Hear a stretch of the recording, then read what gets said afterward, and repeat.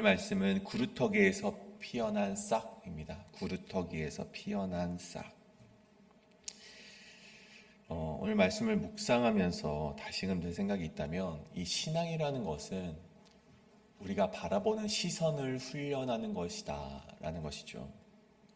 우리가 바라보는 시선을 훈련받는 것이다.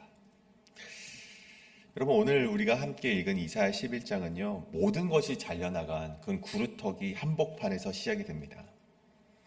이 나무가 잘려나간 구루터기, 거기서 오늘 말씀이 시작되는 것이죠.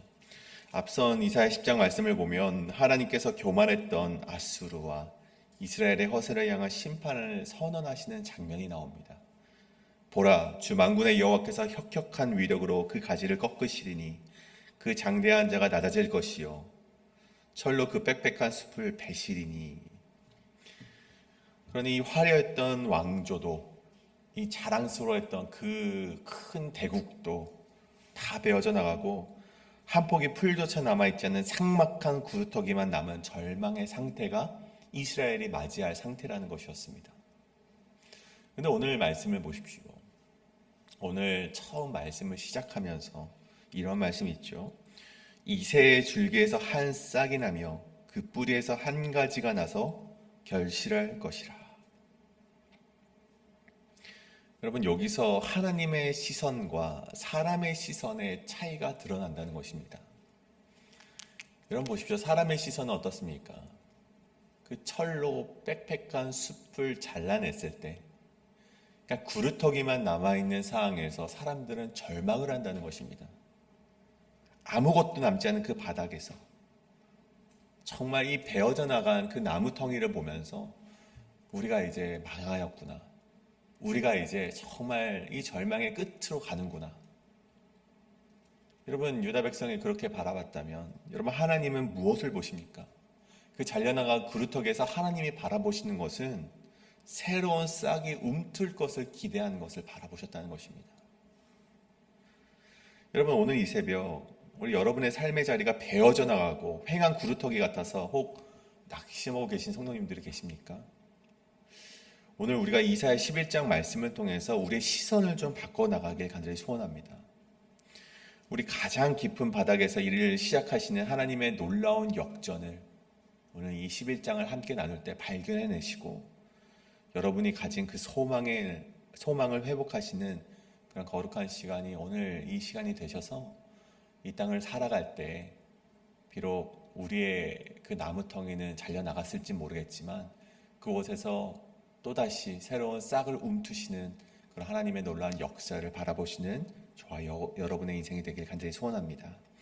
오늘 첫 번째 말씀은 이 구루터기에서 시작되는 맹활약을 기대하라입니다.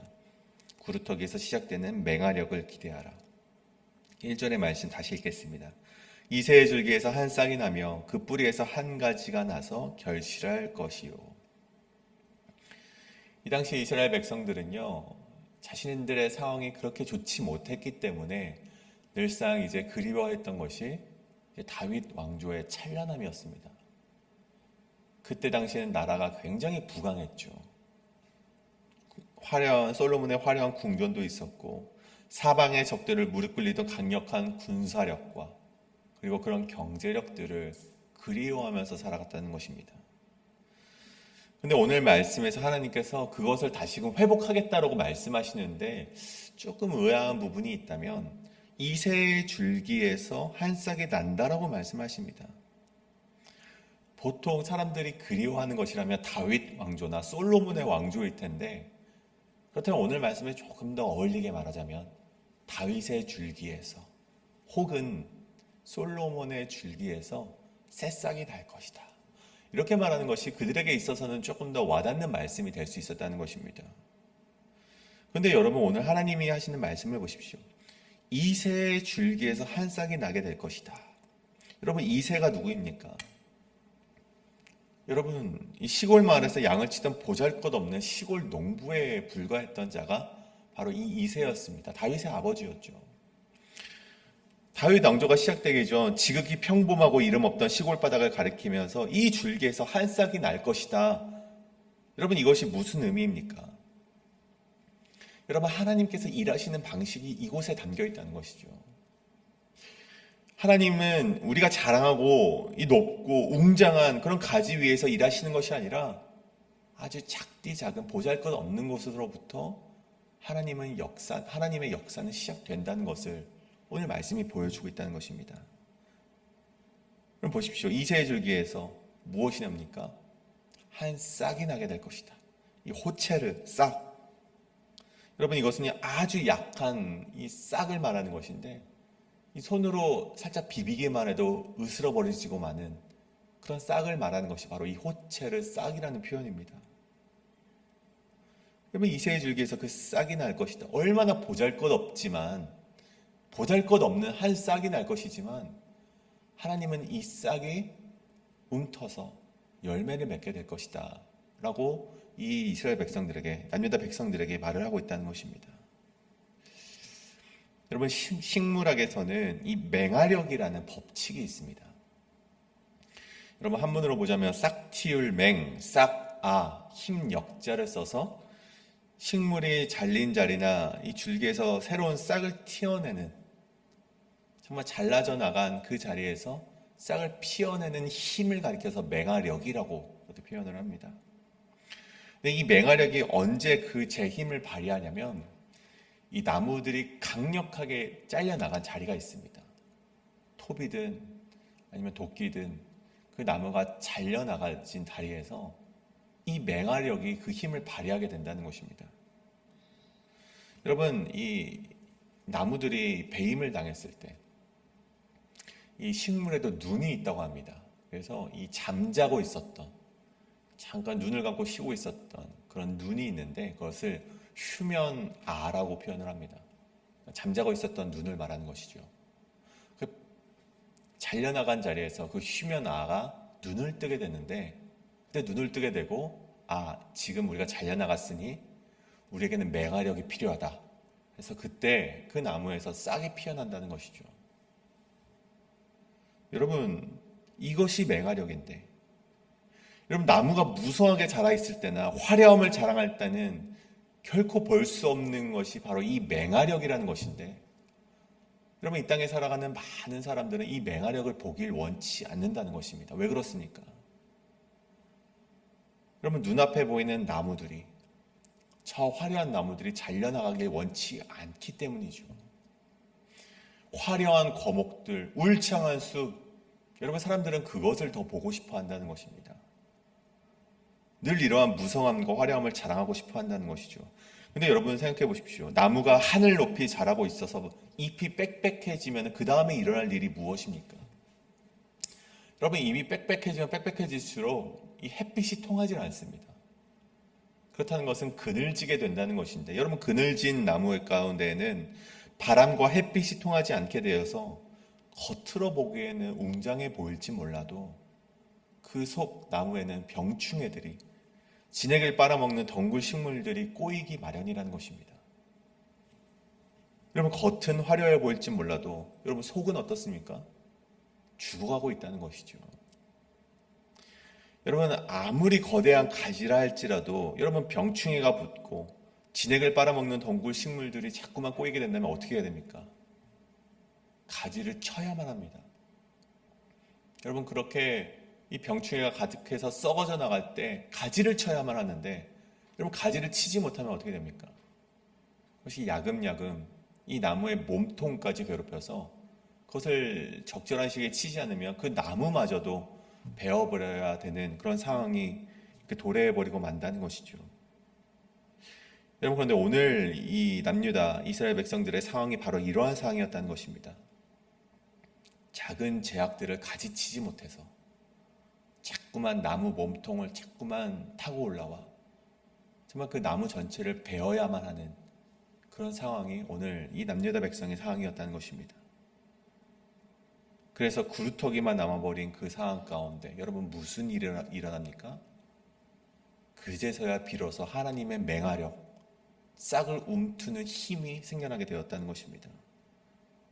하나님께서 그 구루터기에 다시 싹을 움터주시고 이 안에 하나님의 영을 담아놓아 생명력 있는 열매를 맺히게 하실 것이라는 그 예언의 말씀이 일어날 수 있게 된다는 것이죠. 여러분, 겉보기에는 이 거대하고 화려하고 웅장한 나무들이 정말 멋있어 보이고 강해 보입니다. 거센 바람이 불어도 정말 그 웅장한 나무들이 나를 지켜줄 것 같아 보이지만 여러분, 실상은 어떻습니까? 여러분, 유대 광야에 폭풍이 불어올 때 결국 부러지고 뿌리째 뽑히는 것은 높이 솟아나 있던 거목들이라는 것입니다. 반면에 단단한 구루터기를 뚫고 나온 작은 싹들은요, 유연하기 마련이죠. 강풍이 불면 땅에 바짝 엎드리지만 결코 부러지지 않습니다. 왜냐하면 그 연약한 싹 뒤에서는 땅속 깊은 곳에 박혀있는 하나님의 언약이라는 뿌리가 받쳐주고 있기 때문에 그 싹이 흔들릴지언정 부러지지는 않는다는 것입니다. 여러분, 이것을 우리 삶에 한번 대입해 보십시오. 여러분의 삶에 드리는 기도의 제목들이 너무나도 작고 연약하고 초라해 보이십니까? 혹 여러분이 이 거대한 세상을 살아갈 때 나는 좀 거대하고 좀 뻗어있는 나무로 살아가고 싶어라고 생각하고 계시진 않으십니까? 혹 새벽에 나와 기도하는 나의 몸짓이 저 세상에 잘 나가고 떵떵거리는 사람들보다 비교되어서 너무 작고 작은 하나의 싹처럼 보여서, 호체르처럼 보여서 정말 연약해서 누군가가 건드리기만 하면 부러질 것 같은, 으스러질 것 같은 그런 작은 싹처럼 보여서 자신을 비관하고 있지는 않으십니까? 근데 여러분, 오늘 말씀을 통해서 우리가 반드시 기억해야 될 것이 있다면, 여러분, 하나님의 모든 역사는 언제나 이 작은 싹으로부터 시작된다는 것입니다. 여러분, 사탄은요, 자꾸만 우리의 시선을 이 잘려나간 나무를 보게 한다는 것입니다.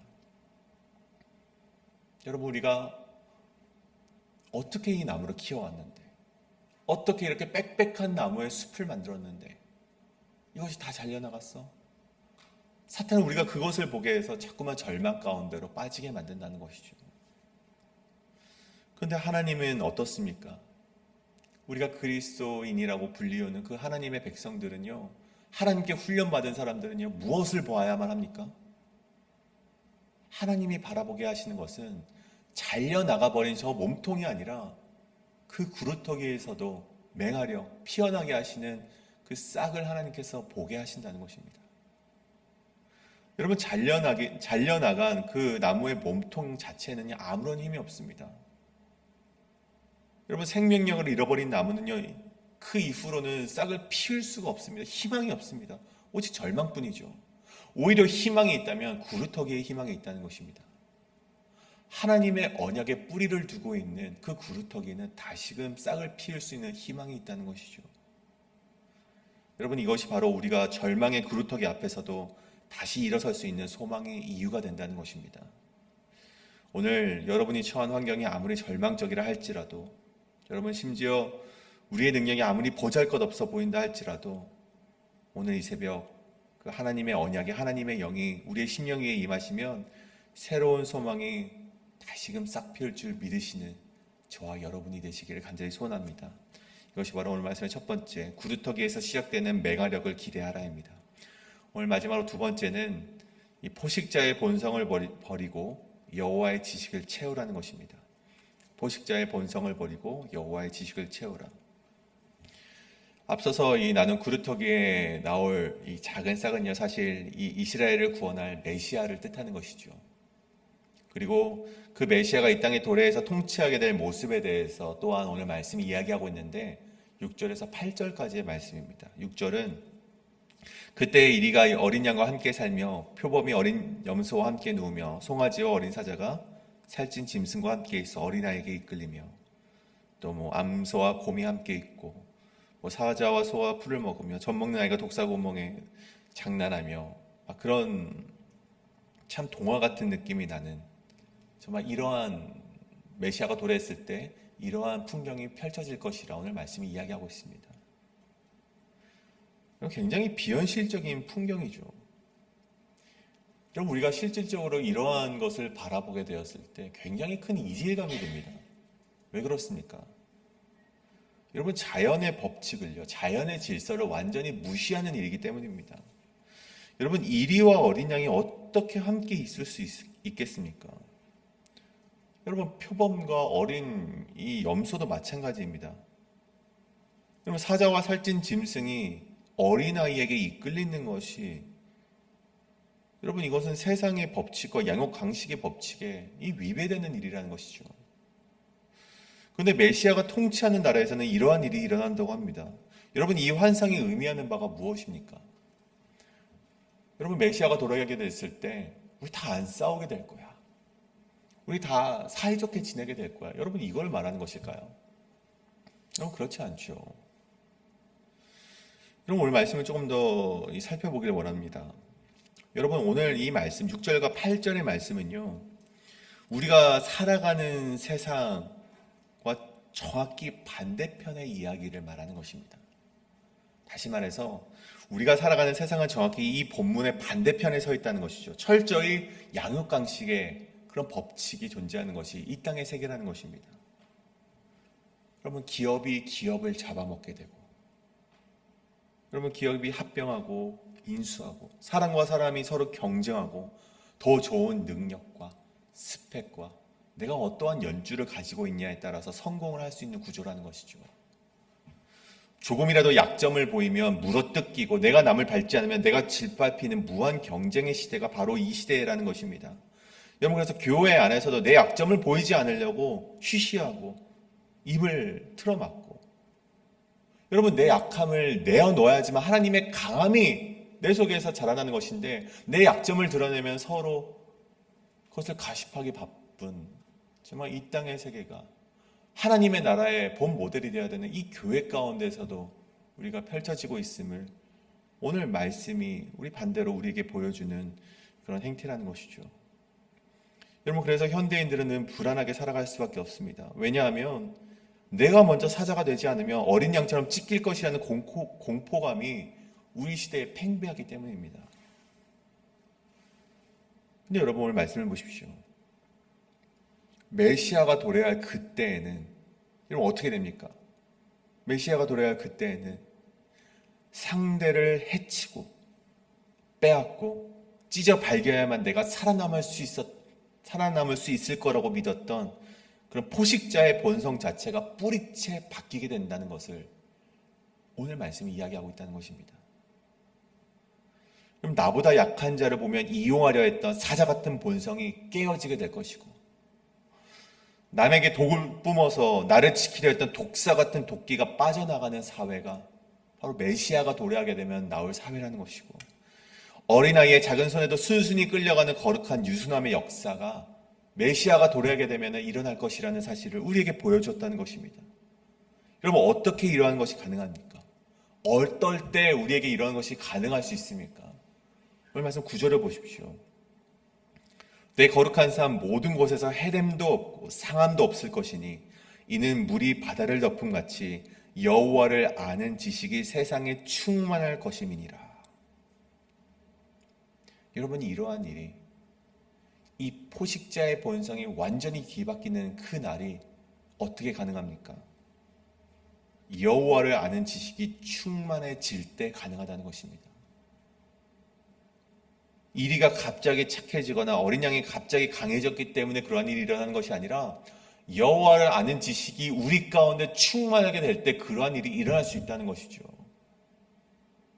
여러분, 아는 지식이라는 것이 무엇입니까?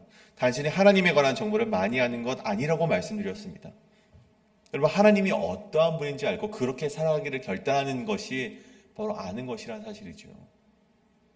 여러분, 하나님께서 약한 자를 돌보시는 분임을 참으로 우리가 알았을 때 우리가 어찌 약한 이를 괴롭힐 수 있겠습니까?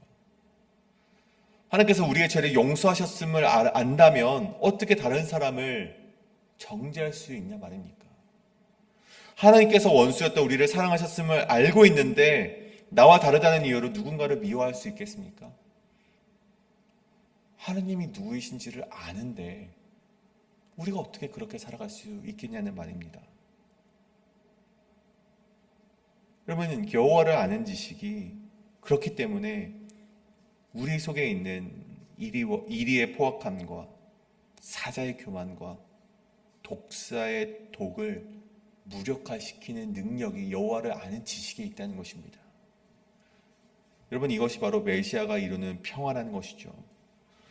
상대방을 죽여서 얻는 평화가 아니라 상대방을 밀어내서 내가 짓밟히기 전에 내가 먼저 강해져서 짓밟는 그런 나라가 하나님이 이루시는 평화의 나라가 아니라 나를 낮추고 모두가 함께 살아갈 자리를 만드는 평화가 바로 하나님께서 만들어 나가실 그런 메시아의 평화라는 것입니다. 그리고 이 평화는 한 민족에게만 머물지 않습니다. 10절을 보시면 메시아가 만민의 기치로 설 것이며 열방이 그에게로 돌아올 것이라 말합니다. 여러분, 기치가 무엇입니까? 여러분, 깃발을 말하는 것이죠. 하나님께서는 그 깃발을 높이 들어서 그 깃발을 보고 많은 이들이 다시금 돌아오게 하신다는 것이고, 11절과 12절에서 여러 나라에 흩어진 백성을 다시 모으실 것이라 말씀하시는데, 여러분, 세상은 실패하고 쓸모없고 잃어버린 사람들, 도망가버린 사람을 버리기 마련입니다. 여러분, 도망간 사람을 다시금 품는다는 것은 엄청난 용기와 엄청난 용서가 필요한 것인데, 하나님께서는 우리에게 그것을 보여주신다는 것이죠. 다시금 흩어진 자, 도망간 자, 실패한 자를 다시금 모으시겠다라고 우리에게 말씀하십니다. 그리고 더 나아가 13절에서는 에브라임과 유다 사이의 질투와 다툼이 사라질 것이다. 우리 이전 말씀에서 에브라임과 유다가 그 형제 같은 나라와 이 므낫세와 에브라임이 싸우고 연합하여서 유다를 치는 정말 그런 비극적인 일들을 다시금 회복시키겠다라는 말씀이 오늘의 말씀인 것이죠. 사랑하는 여러분, 오늘 이 새벽 여호와를 아는 지식, 그 지식이 우리 가운데 충만하여서 세상의 양육강식의 법칙을 내려놓으시고 섬김과 용서와 화해와 하나님이 어떻게 하셨을까라는 것을 끊임없이 되풀이하면서 하나님 나라의 법칙으로서 하나님의 마음으로서 살아가시는 저와 여러분이 되시기를 간절히 소원합니다. 오늘 이것을 놓고 함께 기도하고자 합니다. 여러분, 우리에게 먼저 이러한 질문을 좀 던지길 원합니다. 여러분, 아무것도 남아있지 않는 것 같은 삶의 자리에서 새로운 싹을 피우시고 새로운 역사를 준비하시는 하나님을 믿고 있습니까? 여러분, 이 질문을 우리에게 계속해서 던져보시길 원합니다. 혹 세상의 법칙으로 승리를 해야만 이겼다고 생각하고 있지는 않은가, 또한 이것도 질문해 보길 원합니다. 오늘 하나님은 우리가 전혀 알지 못하는 승리의 플랜에 대해서 우리에게 말씀해 주고 있는 것이죠. 구루터기에서 나오는 싹을 통해서 세상의 법칙이 아닌 하나님의 법칙을 통해서 승리를 얻게 하시는데, 그 과정은 참으로 이해되지 않고 때로는 그 모습이 저무는 모양새처럼 보입니다. 내가 이제 끝났구나, 내 삶이 여기까지구나 라는 마치 그러한 절망의 방법으로 인도되는 것처럼 보이지만, 결국 이 길만이 참 승리의 길이요 참 생명의 길임을 여러분 반드시 깨달으시는 저와 여러분의 인생이 되길 간절히 소원합니다. 이 시간 기도하실 때, 하나님, 이 길이 인간의 눈으로 볼 때는 저 울창한 나무가 베어나가지고 우리의 인생의 절망처럼 보이지만, 결국 이 길만이, 이 구루토기에서 싹 틔우시는 그 생명의 힘만이 나를 참된 승리로 이끌 줄 믿습니다 라고 이 시간 함께 고백하며 이 시간 기도하며 나아가시겠습니다. 함께 기도하시겠습니다.